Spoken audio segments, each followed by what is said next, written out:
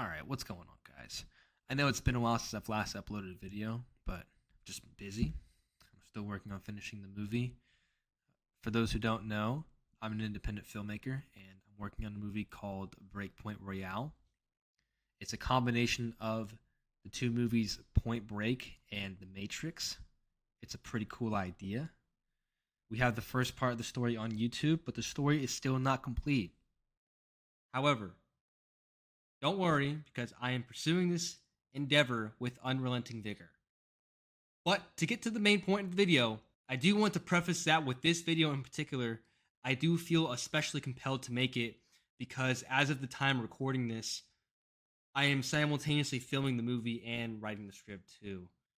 It's not a super uncommon thing for filmmakers to do, but it is a bit of a precarious situation. I will admit that. However, I want to talk about my experience as someone who's making a story based off these two movies.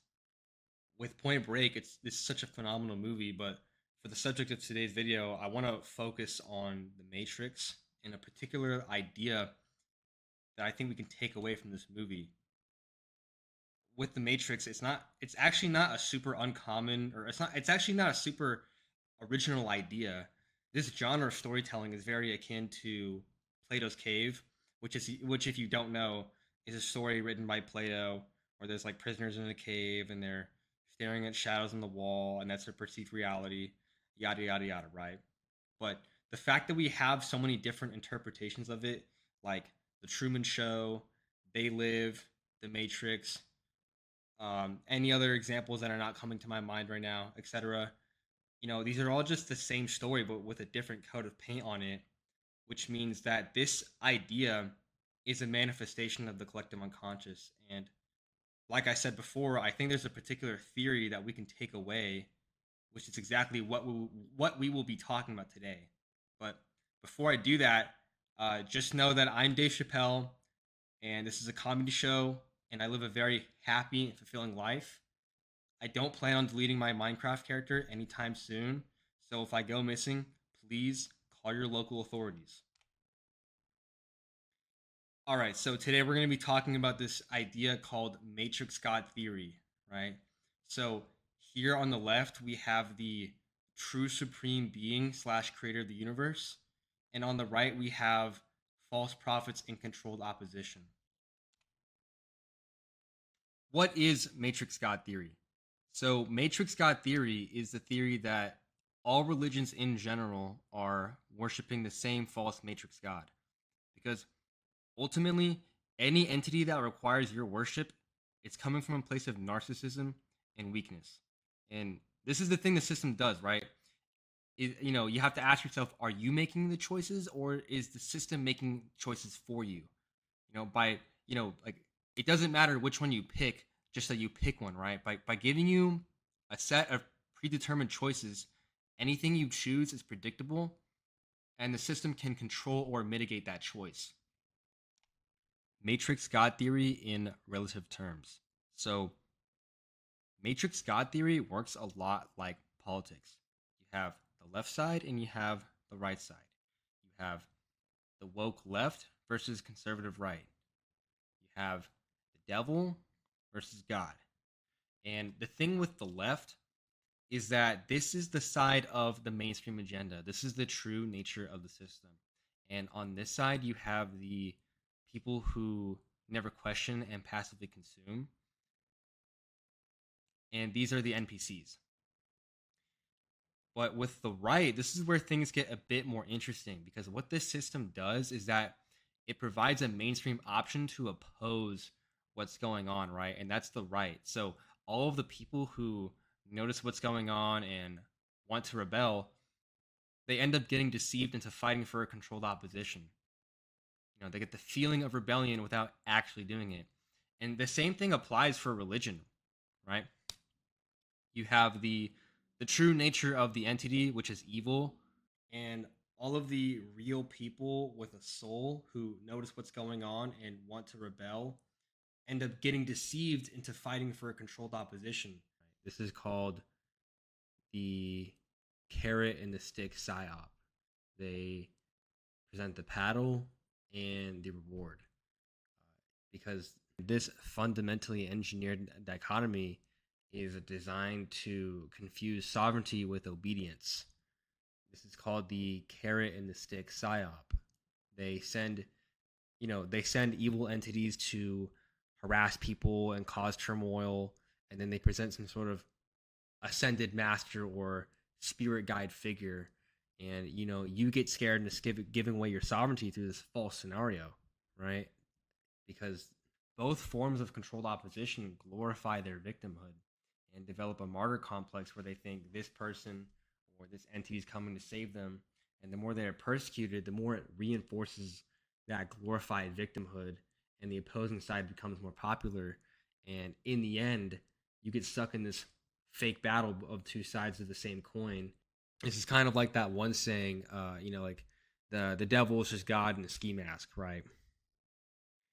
you know, um, this is the carrot and the stick psyop, right?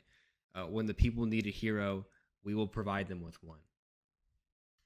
The devil is just God in ski mask. He's just changing. It's like persona. He's just changing his personas, right? And the world becomes a stage. The world becomes a stage, and it's designed to keep you distracted from who you really are. Because what happens whenever you entertain both of these forms of controlled opposition is that, just like the NPCs and the evil people, what makes you quintessentially you gets absorbed into the wider idea, the wider collective of the idea. Think about it. When you're surrounded by people who don't think for themselves, that energy is contagious and you get sucked into a sunken place, right? Yeah, and so to kind of wrap up my points from earlier, with Christianity, you're taught to trust and obey and love thy enemy, turn the other cheek. And what happens is you develop a martyr complex. And these are things that only benefit usurpers and evil entities that feed off Loosh. So, what does Matrix God want? Obedience to a higher power. Because when you do that, you generate Loosh. What is Loosh? It's a low vibrational frequency of energy that you give off when you're in a state of fear, anger, or sadness. And to kind of play off this idea, these entities, in order to perpetuate this matrix system, they have to channel the energy of a higher force. And this higher force is the black cube of Saturn. And the black cube of Saturn is not an omnipotent spiritual being. It's more like a living blueprint that is woven into the fabric of reality. And in order to tune into that channel and weave its current, they have to abide by certain rules. Just like how a vampire has to be invited into a house, these entities have to tell you what's going on. But they don't do it overtly, they do it by broadcasting subliminal messaging into the subconscious. Right? This world works in symbols. They are saturating reality itself through symbols, language, culture, etc. Right? Because you don't need to understand a symbol for it to affect you. And to tie this back to the idea of loosh farming, I have this picture of Monsters Inc. And if you remember in Monsters Inc., that whole factory, that whole town, what was it powered by? It was powered by children's fear. What does this mean? The reptilians love our loosh. We become exposed to these ideas, but it's on their terms. This is called predictive programming, and it's meant to desensitize us to their true nature. So, in the end, what does Matrix God want? To farm loosh. When you obey to a higher power, when you believe in a doctrine, your purpose is in servitude.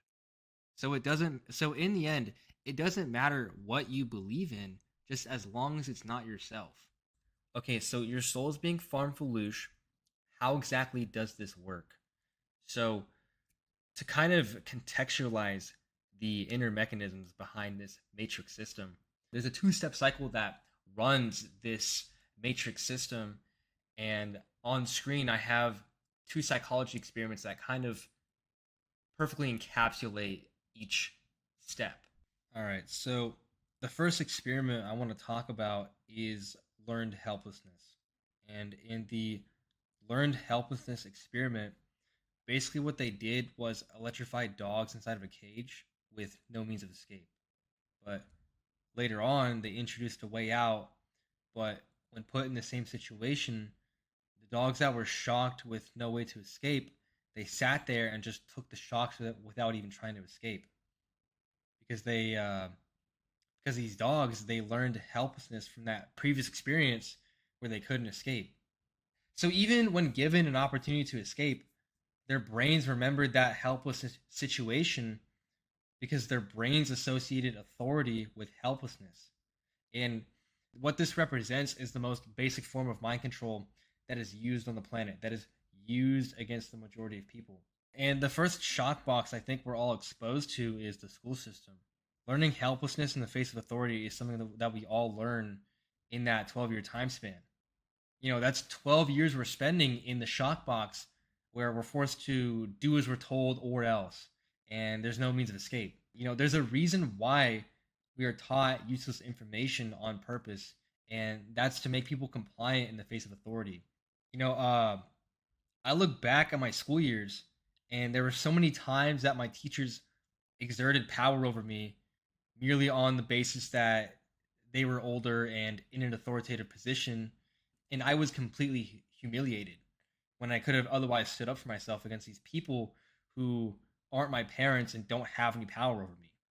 And the same applies for my bullies too. Like I didn't fight back against my bullies because going to school led me to believe that I can't fight back. When in actuality, I could have really benefited from taking some boxing classes or something, right? Any form of martial arts.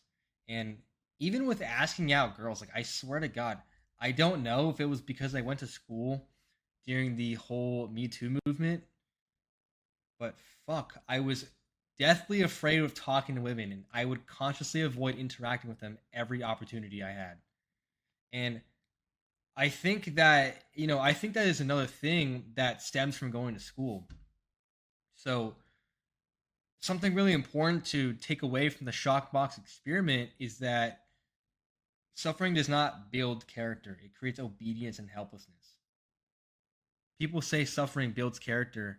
If that were true, then why did the dogs not escape? Because when you are in a situation where you are helpless against a threat to you and you experience that threat to you, because you have no means of escape, you learn to become helpless. Challenges can be very good for you if it is within your capability to overcome, but something like a tornado ripping away your house and family, that's like comparing bench pressing a weight that is difficult to you and trying to bench press 800 pounds. One is going to make you stronger, and the other is going to crush your neck and leave you paralyzed. But to wrap up my thoughts on the concept of learned helplessness, this realm was designed to make us as helpless in the face of threats, so we are more controllable. And in order to unlearn this learned helplessness, you have to really process your trauma.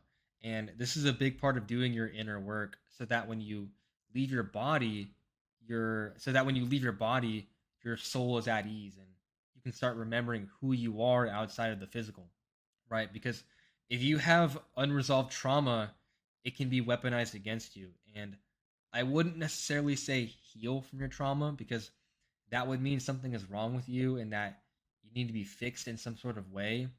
But more so that you need to process the fact that those things happen to you and it's not your fault. There's nothing wrong with you, right? This is your shadow work. This is the most important task you can take in your life because if you don't, you become easy to manipulate. And this leads us to the second step of the cycle. So, this next experiment is called the Milgram shock experiment. And I'm just going to read off the slide here.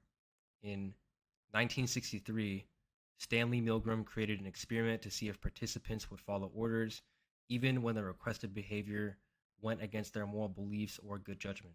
A researcher asks the participant to administer electric shocks to a test subject when he answers the questions incorrectly.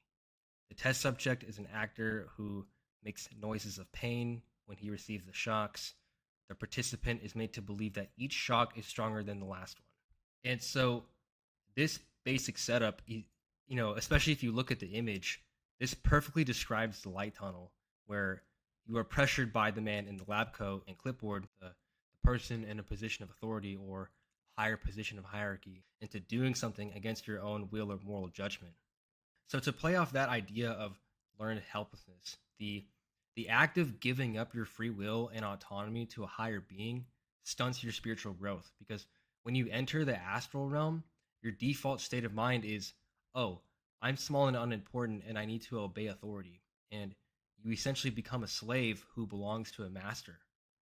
You become a slave who belongs to a master, and when you try to run away and the slave catchers catch you, they're going to say, which plantation do you belong to? Do you belong to the Christian plantation? Do you belong to the Buddhist plantation? Do you belong to the Hindu plantation, etc.? Right? Because if their model of reality is what you accept as real, you will associate truth with authority. This is what I like to call the Immortan Joe method, which is present in the book of Job. If you remember in the Mad Max movie, the setting takes place in a barren desert with no water, and Immortan Joe is a warlord who is in control of the water. If you remember that scene where he says, "I am your redeemer. It is by my hands you will rise from the ashes of the world." And then he dumps the water, and all the peasants gather around with bowls to catch as much water as they can. And what happens next is he cuts the water off and says, "Do not, my friends, become addicted to water. It will take hold of you, and you will resent its absence." Right? Uh, this is the Immortan Joe method. Right? The water represents power and knowledge, and knowledge is not given, it is revealed. And these entities use that to feign omnipotence. So they're like, oh, see, bro, I'm the omnipotent one, you must obey me. Right? And just like the peasants who are dying of thirst, you've been in that shock box and have learned to be helpless in the face of authority. And if you remember the book of Job, that whole story is about a guy being tortured by God to prove his faith. And he receives that message in the whirlwind. And what does God say? He reminds Job that he's omnipotent and that Job must obey. This is the Immortan Joe method. And the other method is called the used car salesman method, right? So what these entities do is that they shapeshift into Jesus or Buddha or Muhammad or whatever spirit guide or whatever your spirit guide or guardian angel is, right? And if you ever notice that spirit elder archetype, they all wear robes, and I feel like wearing a robe is like the spiritual equivalent of a lab coat. There's a lot of messiah figures or spiritual authorities and they all wear robes, and this archetype is weaponized against you. And this is just like how in school the teachers only have fake authority over you, and if they're not shapeshifting into your spirit elder, they shapeshift into a deceased loved one, and because their authority is fake, they have to behave like used car salesmen, right?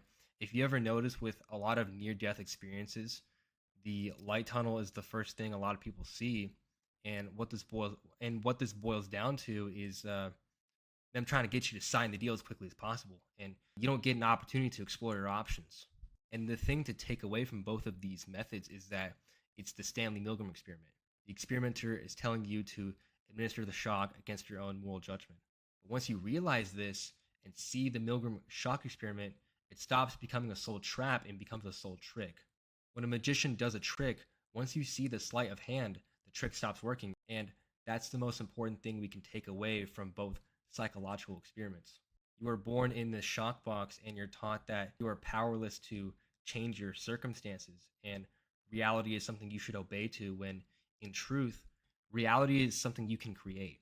In the astral planes, you can manipulate reality with your consciousness. That's why when you lucid dream, if you have intention, you can manifest whatever you want.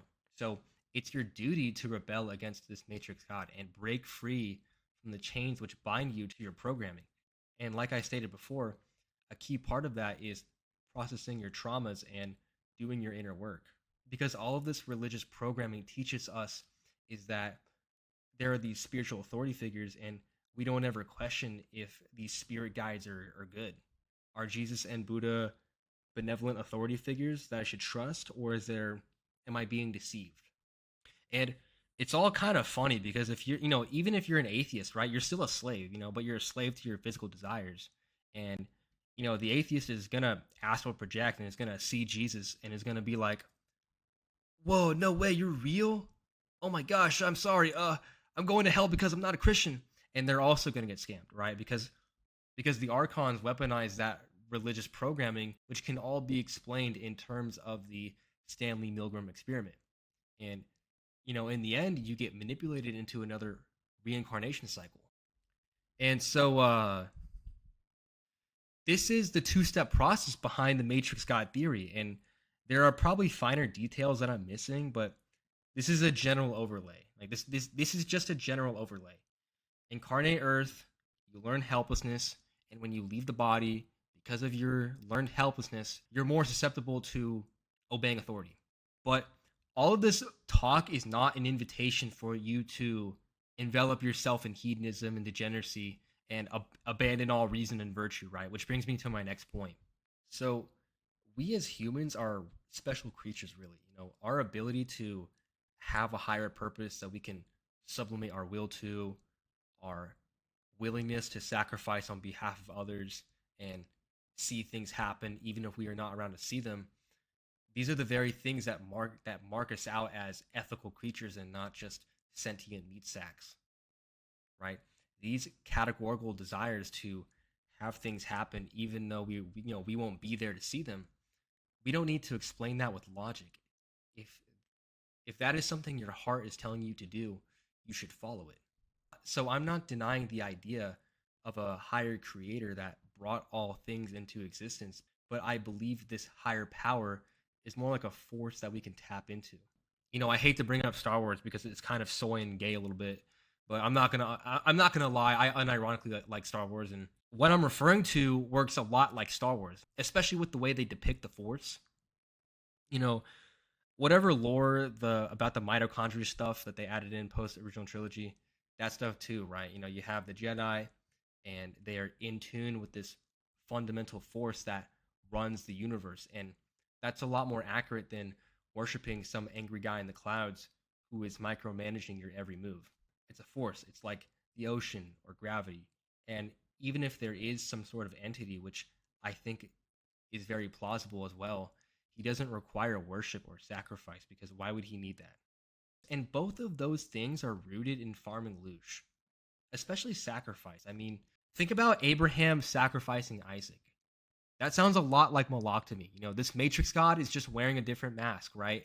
And even though Abraham didn't do it, he didn't sacrifice Isaac. He still had he still sacrificed a goat. Like, oh, thankfully a goat just appeared and the entity was or God was okay, right? What? That is a heap of fucking crap, dude. Again, that sounds a lot like Malak to me.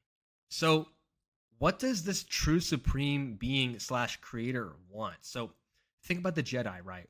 They were able to tap in with the Force and they gained profound insight and intuition. And you can think of this as tapping into consciousness, which is beyond the mind. The mind is individual, but consciousness exists beyond the mind. So, whether you are giving away your sovereignty to a higher being or you're just a slave to your physical desires, you're never going to tap into that force. And this force is the basis of reality. It's a very real thing. Some of the greatest minds talk about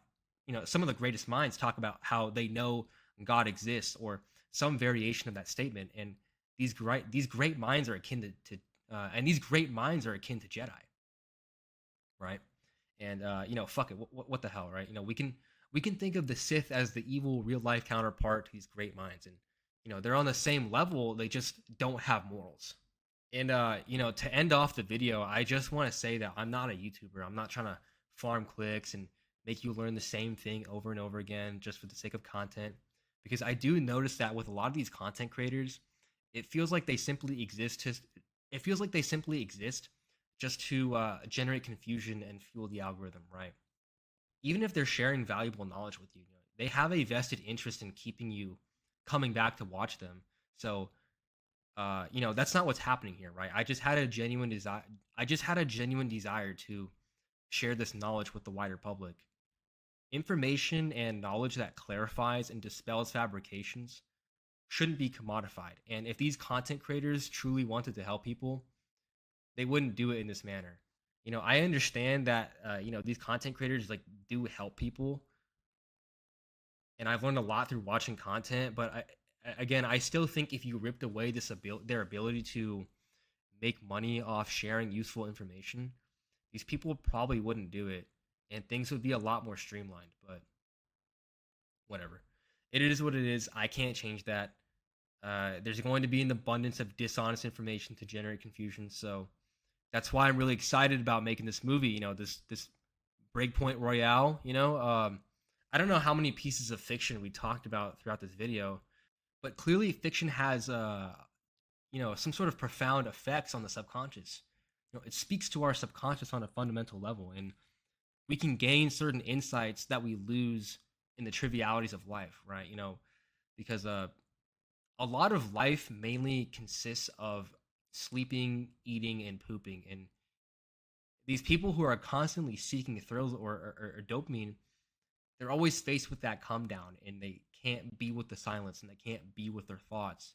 And that's a very big shame, because that's how you tap in with the force.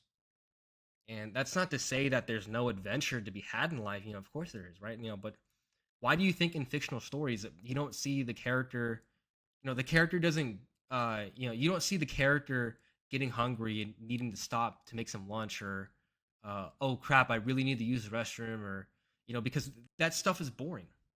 You're going to have a lot of adventures, and this is where you have your core memory moments and where you develop as a character and whatnot.